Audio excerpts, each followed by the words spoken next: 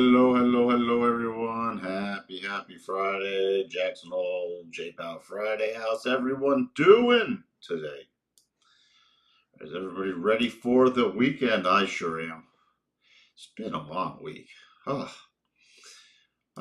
we've had the biggest 3-week cumulative inflow to cash funds since January 2024 at 145.3 billion. Well, this is not going to end well. Not going to end well. Bostic wants a calm, orderly return to normalization. Remember, it's not just Jay Powell speaking. You got a lot of other Fed speak. It's not on the little trading economics economic calendar, but there's a lot of Fed speak today. Already Bostic, you got Goolsby speaking. We got Bostic speaking a couple times. So we'll see about that. But all eyes are on Jay Powell. Good morning, Sterling. Really wondering if he's going to say anything that the market hasn't already heard. It's just how the market interprets it now. Interesting with this little sell-off that we had some bad manufacturing data yesterday. The market sold off pretty rapidly and bounced back overnight.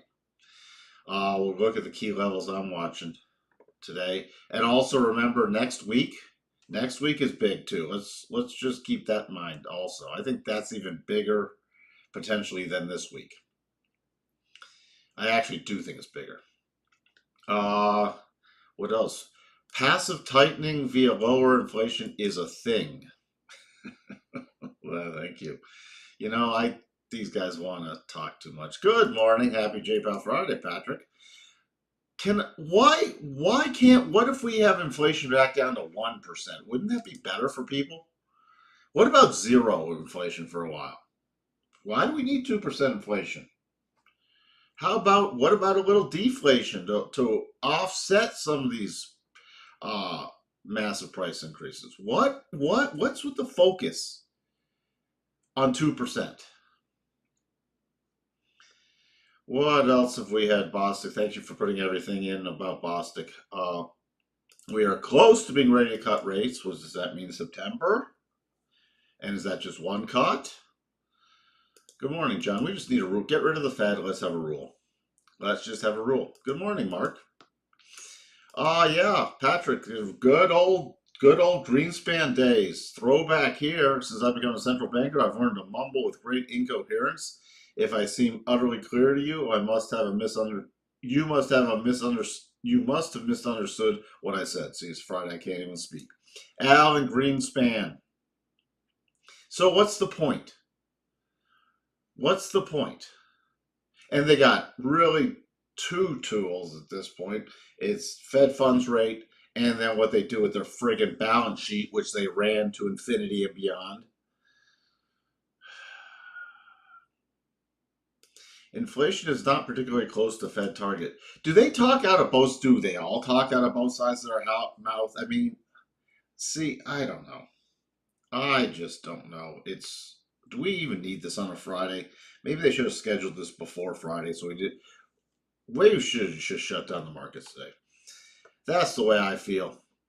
But that doesn't matter. Good morning, Ro. Good morning, Martinez. Good morning, McRangers. Good morning, World Palms.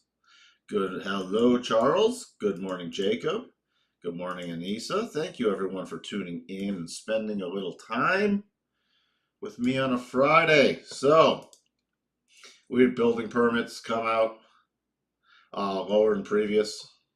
Again, if you were a home builder, would you be ramping up permits or dialing them down? I'd be dialing them down. We got Powell. We had other Fed speak today. We have new home sales coming out at 10 Eastern.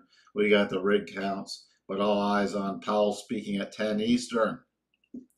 Little preview for next week, because remember, we have NVIDIA earnings on Wednesday, and then we have the GDP numbers on Thursday. All right, and then we have the PCE numbers on Friday. And then is it already Labor Day weekend? Where does summer go? It's already Labor Day weekend. So next week, oh boy, yeah, next week's going to be the doozy. Next week's going to be the doozy. So far, we have the bounce back rally, except a little Micron, a little red from Micron, little red from Uber. But everything else on the bounce back rally. Groups, everything still, yep, everything positive. But we have to see if it can get beyond. I'll show you the key levels I'm watching. Still, a whole full 100 basis points of cuts for this year. 100 basis points by December, and with 3 meetings. Fear and greed still in neutral, dropping a bit, but still in neutral mode. Schiller PE back below. Oh, the market's cheap now. Schiller's back below 36. Market's cheap. Buy it all. Sarcasm for any new viewers. Nothing with earnings today. That's done. There was nothing really yesterday either. I didn't even take a look at some of these companies. But let's take a look at more importantly. All right. Hello, hello, Christoph. Hope all is well with you too. Good morning. Joy, joy, joy. Now I'm going to have to say happy, happy, joy, joy. Happy, happy, joy, joy. So sort of a Ren and Stimpy Friday. All right, here we have the nice little snapback from the sell-off yesterday. You can see the sell-off. By the way, this is a very key level. This. And I haven't marked as significant. That's why there's a black line there. Not only is it the 62.5 from yesterday's sell-off. So that's my key level. 56.34.25. It's also the breakdown zone from the sell-off, which was the low of the 9 a.m. bar. You cut through it, and then it bounced back. Remember, it bounced back to that level on the 11 a.m. bar. Okay? So that is a very significant level for 2 reasons. The 62.5 and a reconfirmed breakdown level. So between this 56.24 and this 56.34, I'm watching for potential rollover.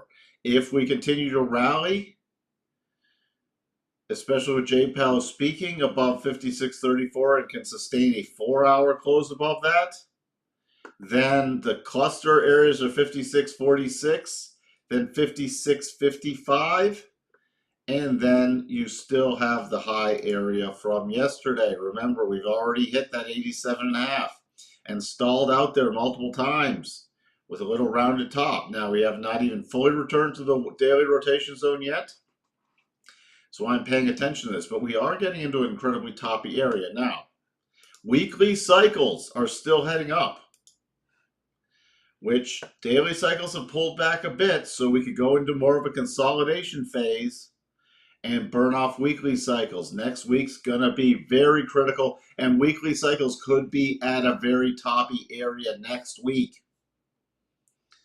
Remember, so far,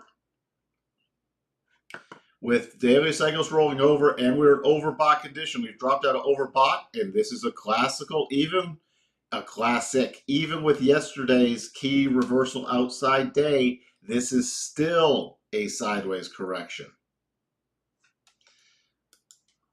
Still a sideways correction. And even with yesterday's sell-off, outside reversal, still no major spike in volume. So that was different from these other ones. That's why I'm sort of discounting it more just as a sideways correction. You did not have a ton of volume following the price decline down. So we could still be moving sideways, make another final push higher into next week, especially towards the end of next week. And then it could be showtime for another potential rollover. We'll see, though. Can you have a look at URNM at the end? Seems uranium space is getting a spark from. We could take a look at that. Did you want URNM specifically, or did you want like URA, or does it matter? Let me know. Now, the NASDAQ returned to the rotation zone. The NASDAQ's been weaker. The NASDAQ not even to the 50% harmonic, so that's got a lot more heavy lifting to do. And that also is a key breakdown.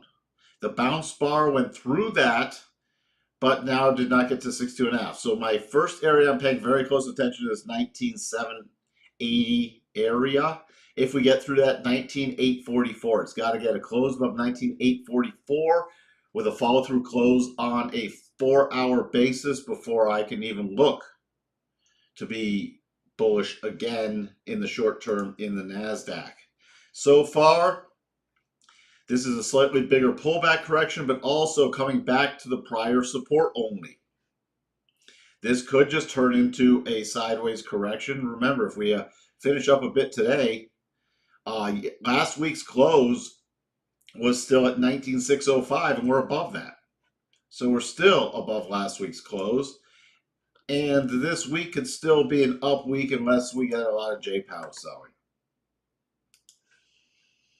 The Dow, perfect example, even with yesterday's bar, still sideways correction. Magnet price still for the Dow, unless J-Pow puts a kibosh on that, is 41,281. I'll be watching, if we do sell off, by the way, I'm going to be watching yesterday's lows. I didn't go through that. Sorry about that. But yesterday's lows are very, very key. If we roll over, it's going to be yesterday's lows right around 55.82 at 55.8275. Not just because it's yesterday's lows. You see here also, you have a support shelf right around that area, right here. So if we do sell off, I'm paying very close attention to that level, to this area. And I have in all the markets. Russell didn't even do anything yesterday. I mean, look, this is definitely just a volatility, but this is another example of a sideways correction. It pulled back, yeah, but look, it didn't even get through Wednesday's low area.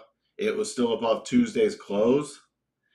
Key thing for the Russell is still 2197.6 on a closing basis. The VIX going into J-Pow with yesterday's little pullback is slightly more elevated. But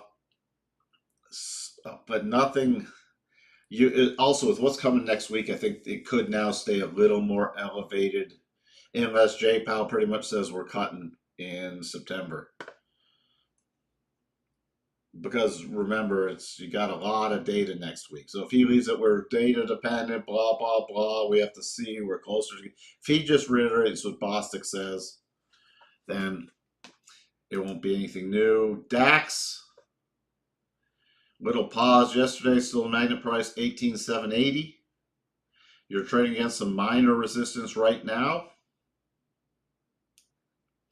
Minor resistance area. You can see the levels of significance right around here. That's where it's roughly doing. So it's probably pretty much done for a Friday. Unless you get something major from, again, Jerome. Yields from the 10-year still just running out of momentum to the downside. But the rotation zone, look at all the little peaks in the rotation zone with the still rotation zone rotating down. Still watching for potentially some lower yields with Jay Powell's speech, but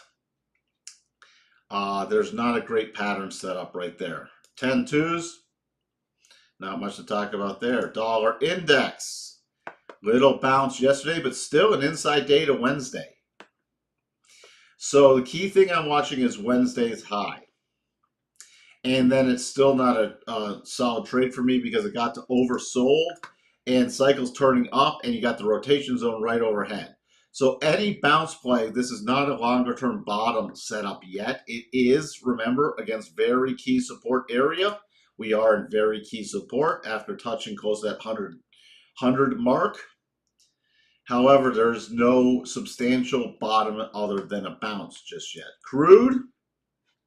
Little snap back to the rotation zone with cycles climbing up. So in the short term, on a continued crude bounce, 75.81 is what I'm keeping an eye on.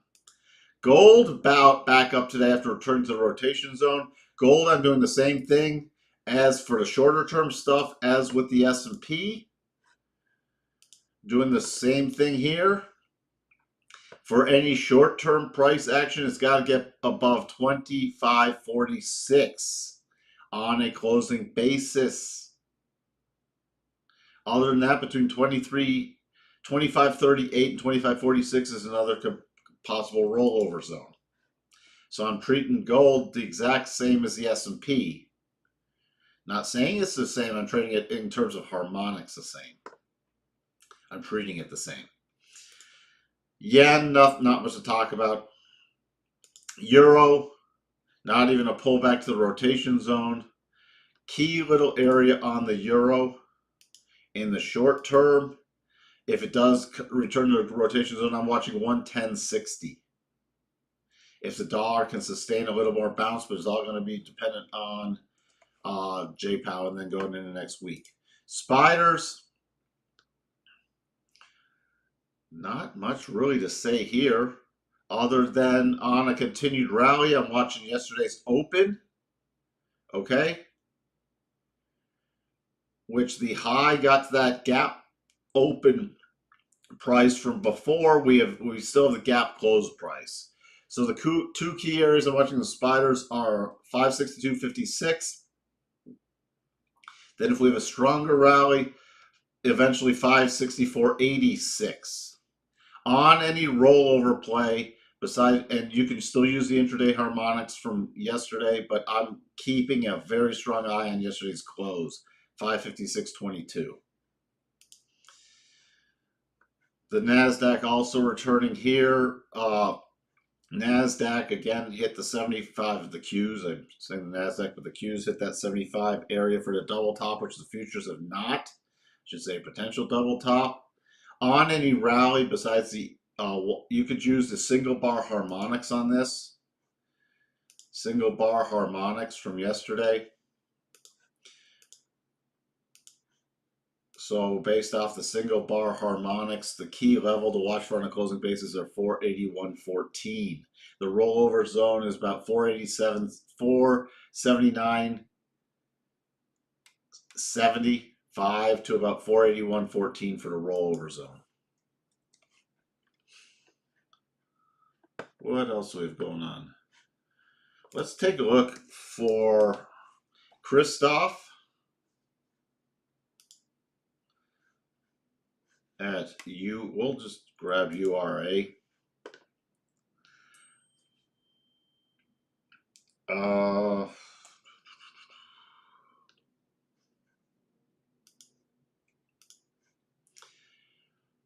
We returned again to the weekly 200 area. This isn't a strong bottoming pattern just yet. I'm keeping an eye on this pullback. Although if it gets a breakout play, let me reverse this real quick. Again, from the pullback plays, from the lows back in July, you see we pulled back but did not close below the 62.5. Gap below it, but still held above it. So this is a very key area. Now, it's trying to put in more of a bottoming formation right now. So that's what I'm keeping above, but it's got to sustain on any bounce play back above 27. Otherwise, I'll be watching on this pullback for a more substantial bottoming pattern form. And if it doesn't close below 23.65 on URA, it's fine. On URNM, on URNM,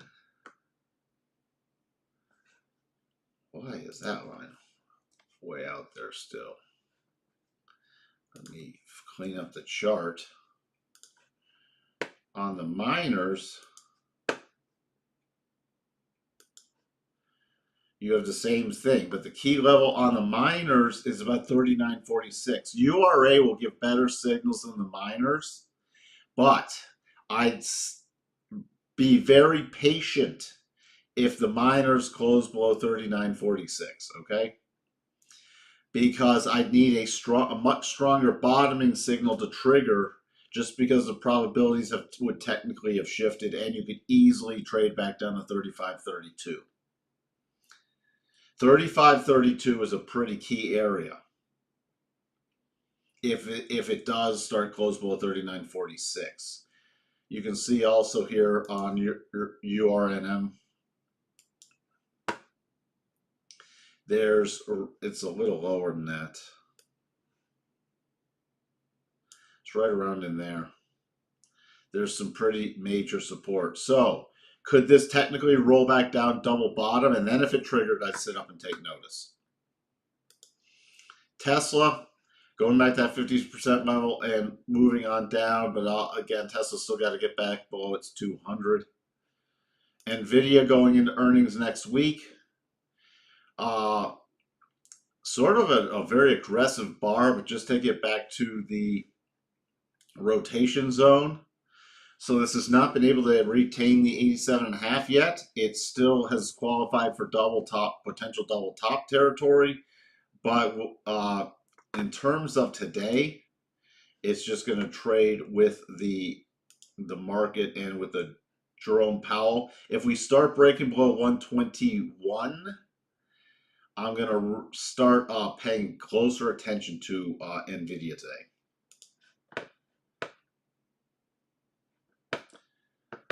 Is there any strategy that works every day? Well, there might not be a setup every day, but I've never found something that works every day, unless nothing works 100% of the time. But there's lots of things like whatever setups I might be using, there might not even be setups every day if you're intraday trading. And then even if there are, there's no strategy that works 100%. So you might as well give up your search now. The thing that you have to do is always manage reward to risk and your trade probabilities. That's why they're trade probabilities, not trade certainties. And the longer you go out, the probabilities actually improve. That's why intraday trading is a lot harder than swing trading or even investing. It's a lot more forgiving because the levels are farther away and you're not trying to make 100 snap decisions. But no, there's nothing that works 100% of the time. That would not be trading. Then it would be, what would that be? Guarantee. That'd just be a guarantee.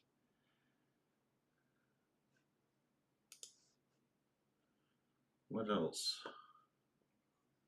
Oh, the long run fin policy rate at 3%. 3%. Well, how am I going to get my 2.5% mortgage then?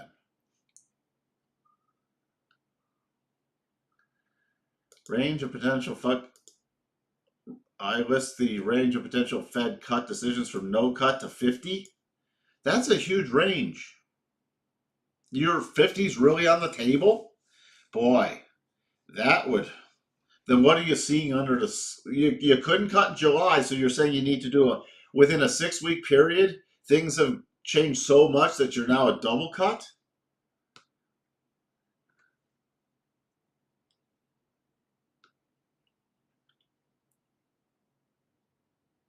Yeah, I've seen that here. You can buy new builds. People are stuck on their price with used homes. You can buy new builds because they're actually dealing. You can buy new builds cheaper than used homes here. And sometimes by a substantial amount per square foot. It's fascinating. Coco, that's buy the dip strategy is guaranteed, huh? Over what? With what stop? With what? Or with no stop? Yeah, if you buy the dip in equities over a 20, 30-year period. But, all right, buy the dip. Buy the dip. You know, there's lots of stuff that took for a very long time. And buy the dip is not guaranteed on individual stocks. I will still go through my favorite example. My favorite example, buy the dip in Cisco. You still haven't taken out .com highs. So buy the dip. Are you higher than the lows from after the sell from .com? Yeah, but depending on where you bought the dip, You still haven't got your money back. So it's not guaranteed. And take a look at the Nikkei from the 80s. Tell me how long that took to recover. Buy the dip is not guaranteed, depending on where you buy the dip. Because there's lots of dips. There's not just one dip. Okay, remember, the NASDAQ had a lot of dips on the way down, and if you bought the first dip, the second dip, the third dip, it took you a very long time to get your money back. All right? Remember,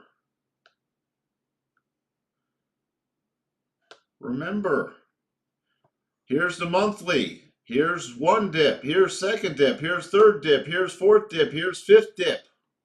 Yeah, if you bought the fourth or fifth dip, you recovered pretty quickly. You bought the first dip,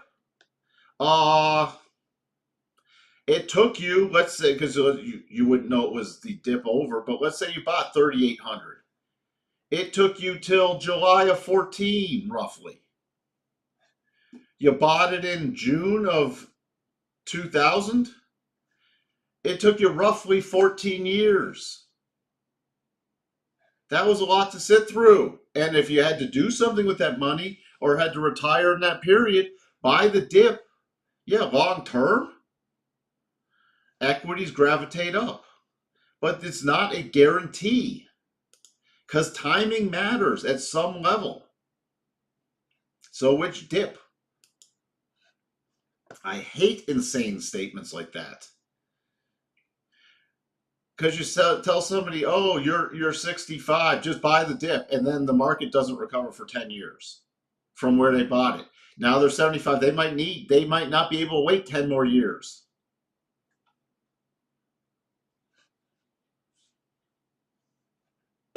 The trend is not always up, Coco.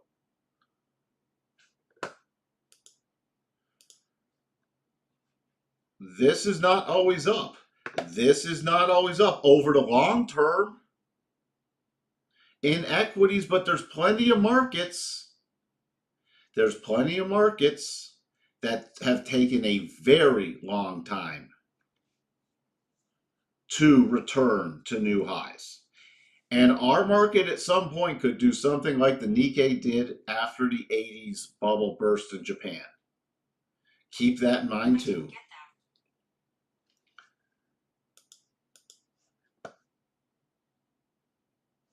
All right.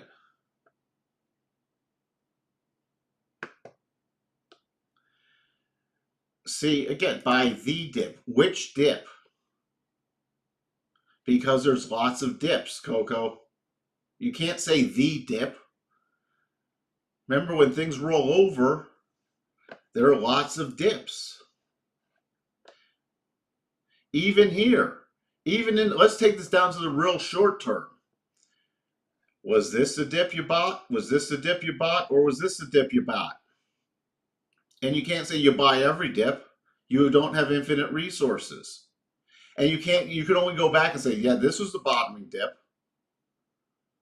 But what if we roll over again and trigger this double top and cascade all the way down? This wasn't even the dip. That's why you always have to manage stuff from a reward to risk and a probability standpoint. Yes, in the super, super long time frame, equities go higher. Even the Great Depression. Eventually, the Dow recovered. It took a long time.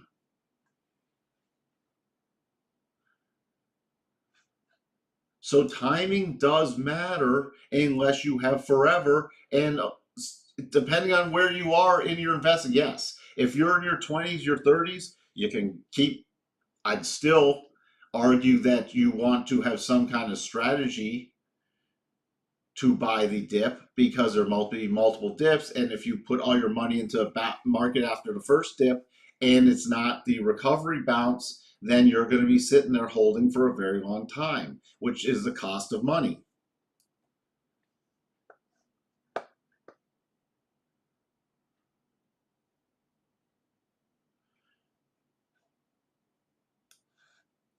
Mike, what's this? Mike, you're an engineer and much smarter than me. Please explain this to me. Almost 4% of the world's total working hours could be lost to climate-induced. I can't explain that. That's it. All right. Listen again. I put that in a ludicrous statement. Why? Based off what? Climate-induced high temperatures?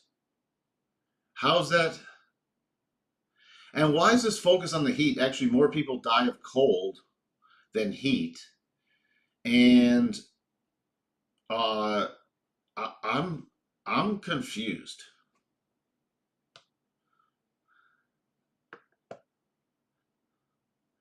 I see. You like sour cream and chives for your dip? I like French onion dip. If I'm going to buy the dip, it's going to be some French onion. I might have to have for Labor Day weekend, I might have to have some French onion dip and some good chips.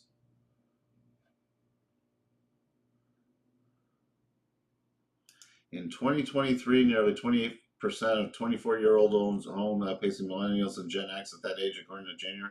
Huh, I didn't know that.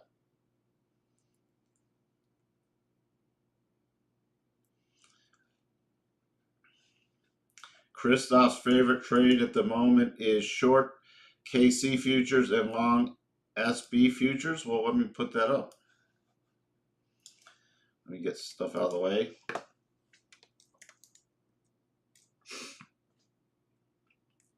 KC1 divided by SB.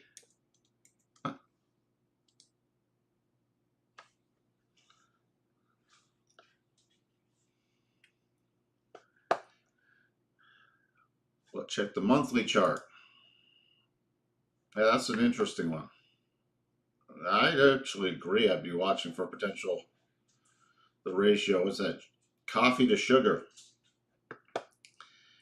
If you could get a milk trade in there, you get a little cream going on, you get coffee, sugar, and some cream, we could call that an interesting trade. Yes, I'd be watching for potential setups for the rollover play in here, because it still has not been able to sustain a breakout.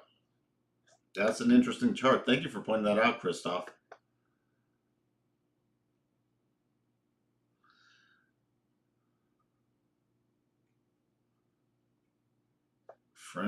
French onion is nice.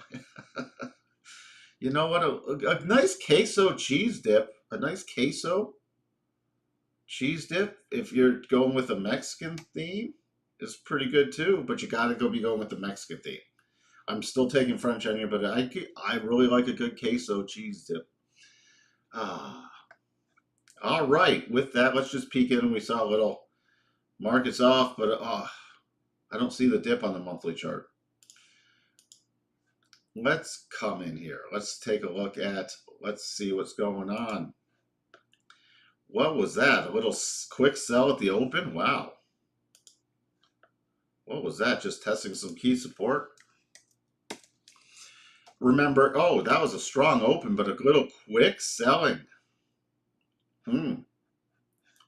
Wow. Wow.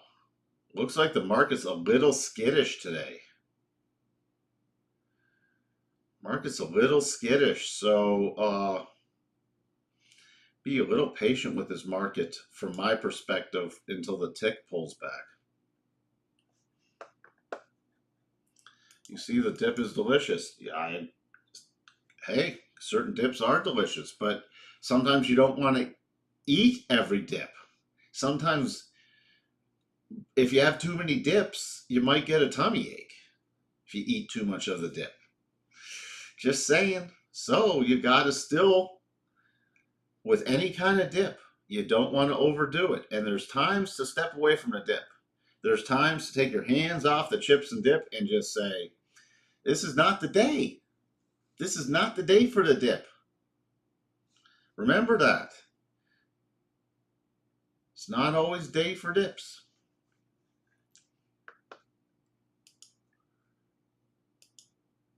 Yeah, it wasn't. Yeah, Manhattan was going to be. I don't know how Al Gore's taken seriously. What if his predictions have come true? What? I mean, do you remember the big, what was his disaster movie from like 2005 or something? The climate change, wasn't it by within 10 years? Like places were going to be underwater, Florida and New York City and everything, and we're all going to be fish food, because we're going to drown because of this. And what, uh, did I miss something? What are your predictions have come true? What has come true other than your fear mongering? The dip don't comes every day. Well, the dip's present in the grocery store every day. An inconvenient truth. Well, the inconvenient truth is your inconvenient truth was not true. So there you go. How do like if I came on here every day and you know change the tune, like, okay, we're gonna look at this today, and oh, by the way, the probabilities have changed, there's no, the 62 and a half rule doesn't exist anymore, there's this, and I kept changing it every day. I think a number of people would just say tune out and say, all right, well, this guy's full of crap, he doesn't know what he's talking about. Maybe people think that anyways. That's fine. But you know what, you can start to see things. But if I changed everything every day and just made excuses, oh, well, this time it didn't work because of this time it didn't work because of this time it didn't work because of this, you'd eventually go, well, then why should I even bother wasting my time with you? Where does that happen with these climate scientists that are consistently wrong and then trying to massage the data? But if you look at the outcomes, if you put all the temperature gauges in airports, you're naturally going to get higher readings. It's absurd. Like literally, if the readings for Phoenix are the friggin' Sky Harbor Airport, that's the hottest friggin' place, and it didn't used to be. It's like you even Chicago, they used to measure by the lakeshore, by downtown, by the lakeshore, and then they moved it to O'Hare. Well, naturally, just moving it from the lakeshore to O'Hare, which is inland and is a friggin' concrete jungle, is going to change your temperature readings higher. So let's just put all the temperature readings in airports instead of even 10 miles away from an airport where there's more, you do something like that, you change your temperature readings. But let's normalize it.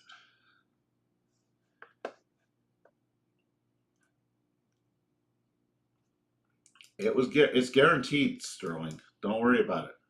It's guaranteed. There's one thing. Anybody who's guaranteeing anything in the markets is you can't go off guarantees. See, the thing with cocoa, we could go, let's say the NASDAQ sells back down to 10,000 and then goes to 24. Well, cocoa will come back on and say, see, told you. That could be 10 years from now. Okay? But this is the thing I can't stand about analysts that go on the Talking Head show. They can come up with any stock and say, it's going here, and it could get cut in half.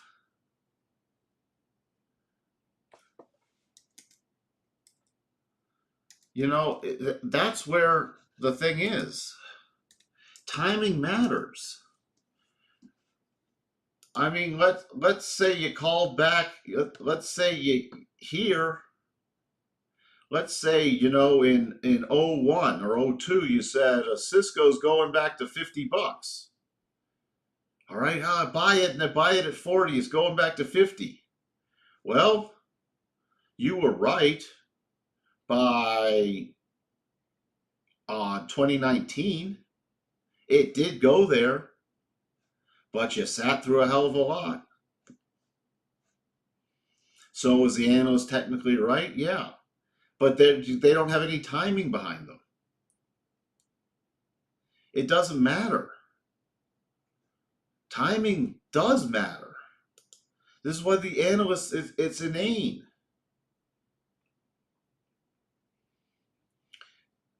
So yeah, NASDAQ at some point will trade 24K. The Dow at some point will trade 100K. The S&P will trade 10K. But it's how you get there that matters. And that matters big time. If you care about a return on your money in the meantime,